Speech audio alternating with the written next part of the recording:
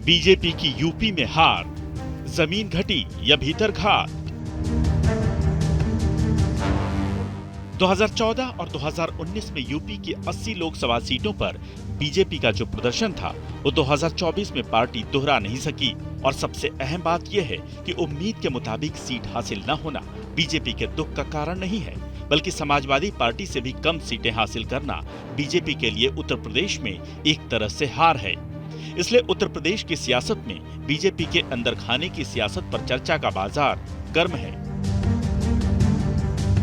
Party के स्तर पर कारण तलाशने के लिए समीक्षा का दौर शुरू हो गया है, लेकिन पार्टी नेताओं के बयान बता रहे हैं कि स्थिति समीक्षा से ज्यादा गंभीर है। प्रश्न उठ रहे हैं कि आखिर हार की जिम्मेदारी कौन लेगा? आने वाले दिनों में इस हार का मतलब क्या निकाला जाएगा और किन बिंदुओं पर समीक्षा का पिरामिड खड़ा होगा? इन प्रश्नों के उत्तर फिलहाल किसी के पास नहीं है, लेकिन समीक्षा के कुछ बिंदु पहले से तय हो चुके हैं जो बताते हैं कि यूपी में बीजेपी की जमीन घटने का कारण न सिर्फ अति आत्मविश्वास है, बल्कि कुछ बड़ी गलतियां भी हुई हैं। तो क्या उत्तर प्रदेश में प्रत्याशियों का चयन बीजेपी ने गलत किया था? क्या सोशल इंजीनियरिंग पर बीजेपी ने ध्यान नहीं दिया? क्या जातिगत समीकरण पर बीजेपी की रणनीति फिट नहीं बैठी? और क्या बीजेपी की हार की मुख्य वजह भीतरघात बन गया? दरअसल ये प्रश्न नहीं है, बल्कि समीक्षा के वो अहम बिंदु हैं जिन पर बीजेपी को समीक्षा करनी होगी। और इस दिशा में संकेत मिलता है कुछ क्षेत्र विशेष में मिली हार से। इस हार को समझने के लिए पहले उस फॉर्मूले को समझ लीजिए जिस पर बीजेपी चुनाव में उतरी थी। फॉर्मूला था हिंदुत्व और धार्मिक नगरों के विकास से रोजगार का सृजन, यानी उत्तर प्रदेश को टेम्पल इकोनॉमी से जोड़ते हुए जनता तक पहुंचना।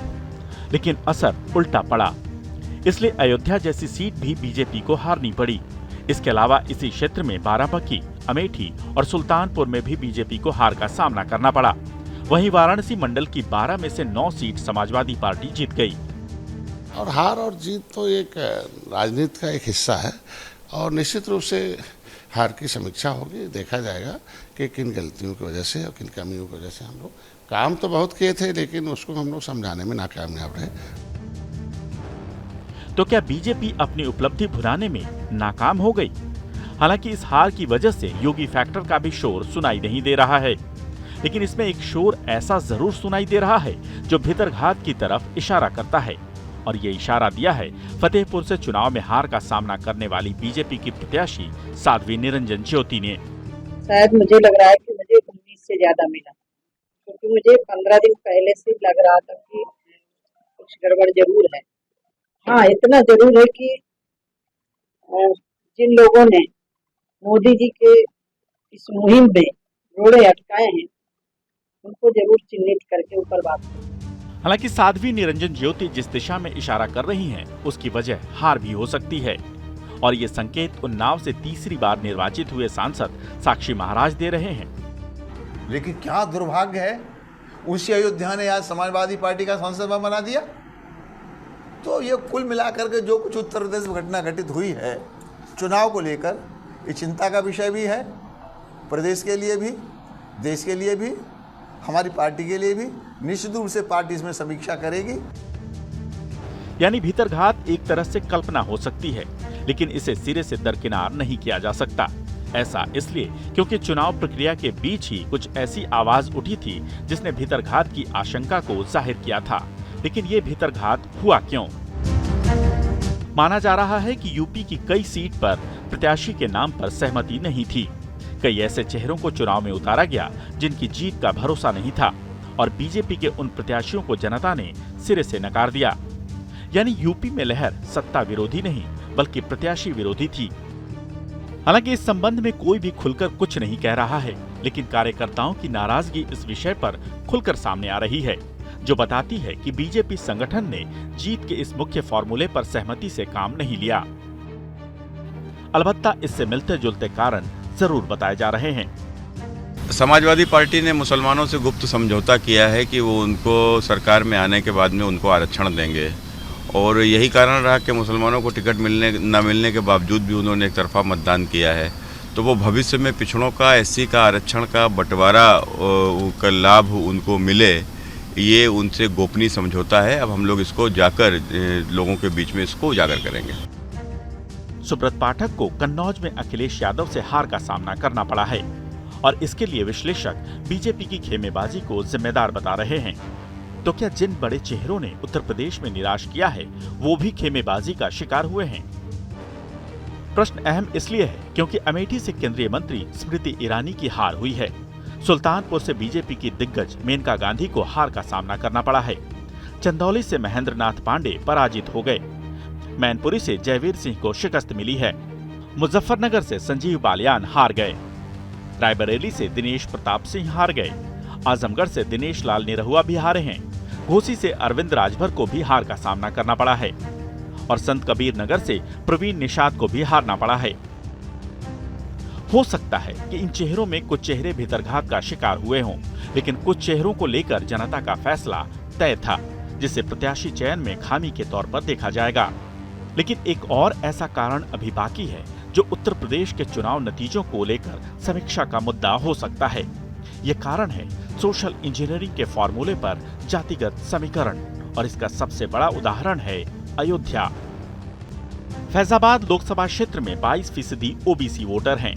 दूसरे नंबर पर दलित मतदाता करीब 21% हैं, जिसमें पासी समुदाय की आबादी सबसे ज्यादा है। इसके अलावा मुस्लिम आबादी यहां 18% है, जिनका कुल योग 60% से भी ज्यादा है। अब अगर जातिगत समीकरण को साध कर वोट एक तरफा गिरते हैं तो पासी समुदाय से आने वाले समाजवादी पार्टी के प्रत्याशी अवधेश प्रसाद की जीत तय हो चुकी थी और नतीजे भी समाजवादी पार्टी के पक्ष में ही आए।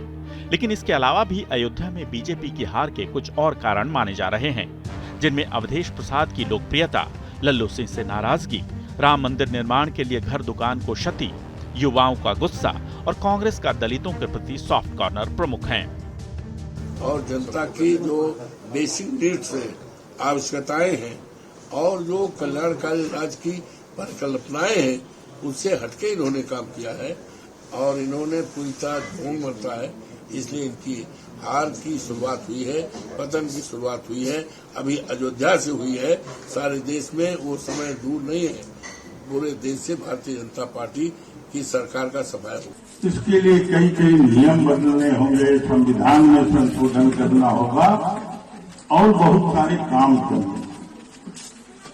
सरकार तो 272 तो ही बन जाती है, लेकिन 272 की सरकार संविधान में संशोधन नहीं कर सकती। उसके लिए 2/3 बहुमत से अधिक सीट चाहिए या नया संविधान बनाना। हालांकि अब कारण कुछ भी क्यों न हो, लेकिन ये उत्तर प्रदेश में बीजेपी की हार है, जिसके लिए जिम्मेदारी तय होना बाकी है। लेकिन यूपी में जीत का सेहरा अखिलेश यादव के सिर सज चुका है। अयोध्या की जनता का मैं धन्यवाद देता हूँ। अयोध्या की जनता का दुख दर्द आपने भी समय समय पर देखा होगा। उन्हें जो उम्मीद थी वहां की जनता को, जिस तरह के सरकार का कामकाज था, लोगों को मुआवजा नहीं दिया सही जमीन का, लोगों के साथ अन्याय किया, आपने मार्केट की कीमत से जमीनें नहीं ली उनकी। जब लैंड एक्विजिशन करने के लिए आप चले तो आपने दबाव बना करके झूठे मुकदमे लगाकर उनसे जमीन छीन ली। आप किसी पुण्य काम के लिए आप गरीबों को जान रहे हैं। तो इसीलिए मैं समझता हूँ अयोध्या और आसपास की जनता ने भारतीय जनता पार्टी के खिलाफ मतदान किया। इसका सीधा मतलब है कि अब उत्तर प्रदेश में राजनीतिक हलचल बढ़ेगी। समाजवादी पार्टी प्रदेश स्तर पर अपना विस्तार करने के लिए आगे बढ़ेगी और बीजेपी की अंदरूनी राजनीति में भी खलबली महसूस होगी।